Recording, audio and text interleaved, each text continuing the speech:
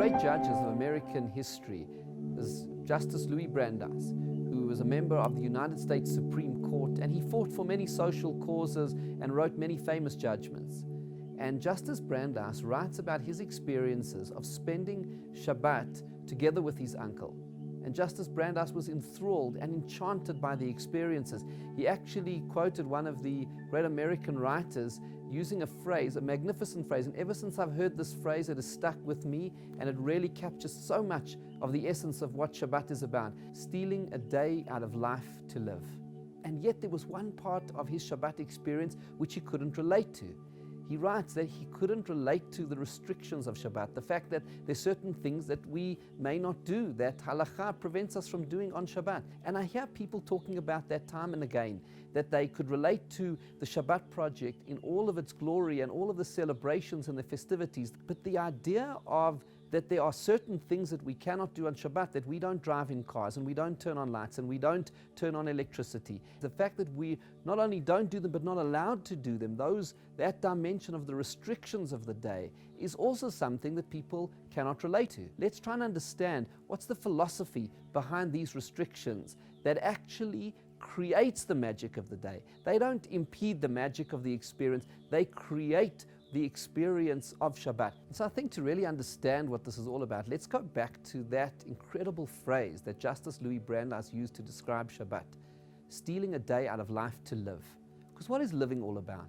Living is really about connecting to God, connecting to our family, to our friends, to our communities, to ourselves. And what happens in our day-to-day lives, because there's so much that we have to do, we become so busy, there's so many things we have to do to function in order to survive in this world.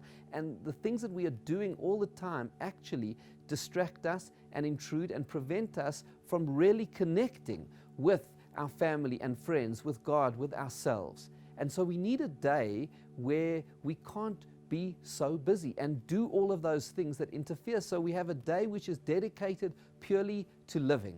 Here is the beautiful irony. The restrictions of Shabbat are actually liberating. They free us with the ability to really live. And let me give you some real examples. You have a look at the restriction, for example, to drive a car. Now that can look like it infringes on our ability to move around, but actually it frees us, because what it does is it forces us to walk together as family and friends where we can really connect and talk in peace and tranquility instead of just talking into the headrest of a car. And take another example, cell phones and computers and the constant obsession with communication and connectivity.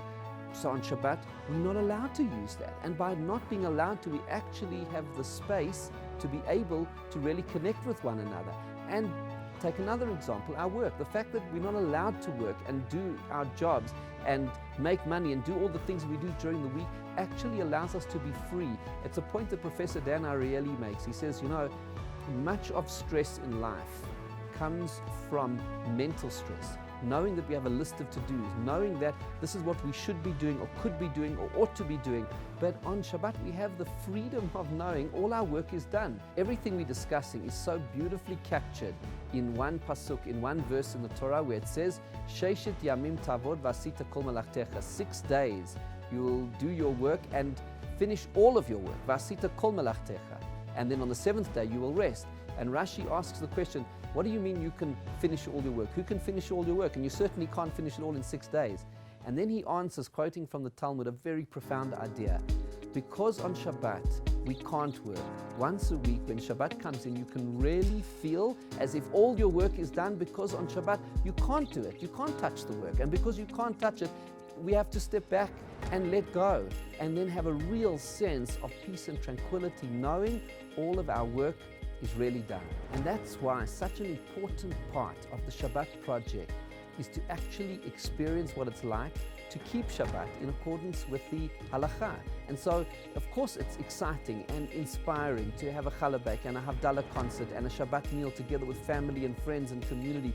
But a very important part of what the Shabbat project is all about is to give us access to this experience, to steal a day out of life to live, to really live and really connect. And the way that we do that is through keeping Shabbat, the way Jews have kept Shabbat for generations. And we have found through stories that have poured in from all over the world over the last 2 years since the Shabbat project began, of people who kept Shabbat for the very first time during the Shabbat project, and how that changed their lives and transformed them and uplifted them. It's been such a powerful and important part of the experience. Not only the unity, which is special, not only the celebration and the joy, which is so special, but this dimension, the experience of actually keeping it in accordance with the formula. It's really God's formula for how to rest, to connect, and to truly live.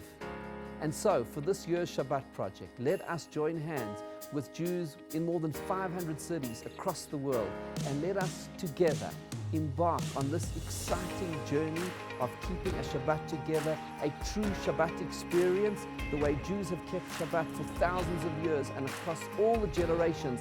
Let's keep it together.